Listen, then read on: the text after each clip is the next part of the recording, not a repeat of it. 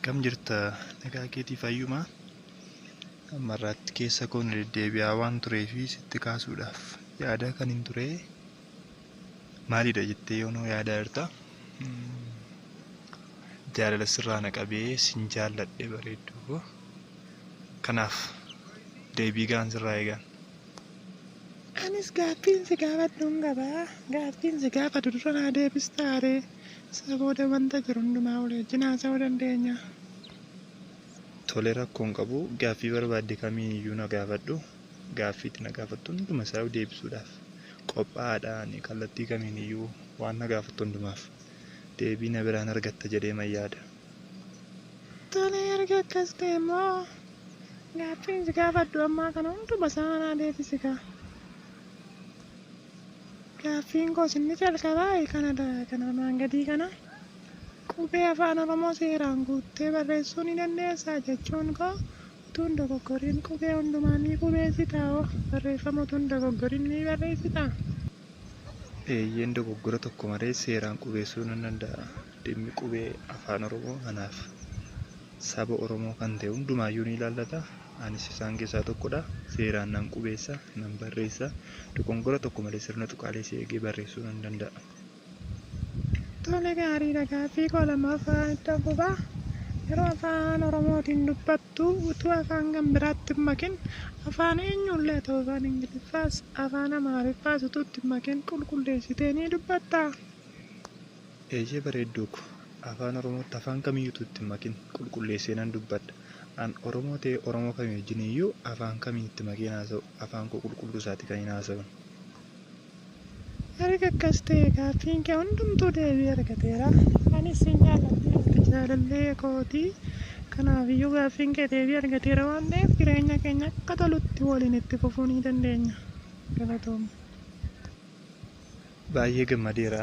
Gaaffiin gaafatame hundumaa deebisee akka ittiin jaalallee sabboontittii kana argachuudhaaf aniifati walii wajjin jireenya keenyatti fufuu dandeenya. Naa jiraadhu galatoomii waan ofii. Akkam bulte ilma koo har'ammoo ganamaan kaatee qoqophoofta deemuudhaaf eessan deema jetteeti kan itti qoqophaa jirtuuf kuni. Abbaa koo kun gaaffii maalii qabaanii akkuma natti murtaa'etti ganama beela fannaquun beektaa. Har'as hojii barbaachaaf beeksisa barbaachaafan kunoo magaalaa keessa naanna'aa olii deebi'uudhaaf. Tole ilma koo deemii. Milkaa'ii akka ati bilkooftuuf ani siifan kadhadha karaa kee waaqni haa dursu nagaan naaf ooli iddoo nagaa naa ooli hamaa sirraa haa qabu gaarii immoo sitti haa qabu waaqi nagaan deemi.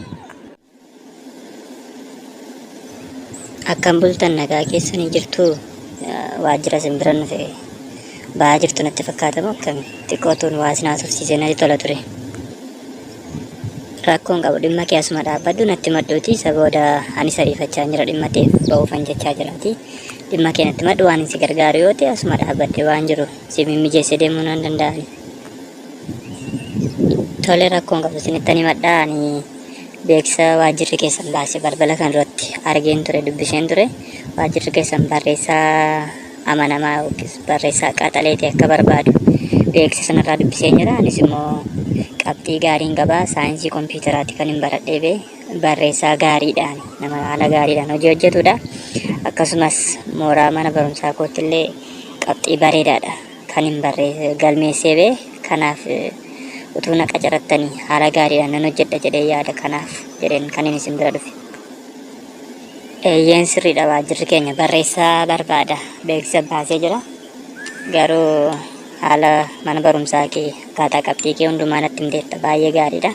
Barataa gaarii akka taate haasaa kee irraayyuu hubachaa jira. Barataa jabaadhaati. Nama hojii kanas hojjechuu danda'udha jedhee yaada. Garuu yeroo ammaa kana akkaataa nuti itti qacaraa jirru akkaataa maasofti kanatti osoo hin taane akka biyyaaf duulte raayyaa ittisa biyyaarra ministeera raayyaa ittisa biyyaarraa ragaa siif kenname yoo qabaatte qofa waajjira kana galtee hojii hojjechuu dandeessa qacaramuu dandeessa. Qabxii kee duwwaan homaa siif hin godhu jechuudha. Kana si hubachiisuun barbaada.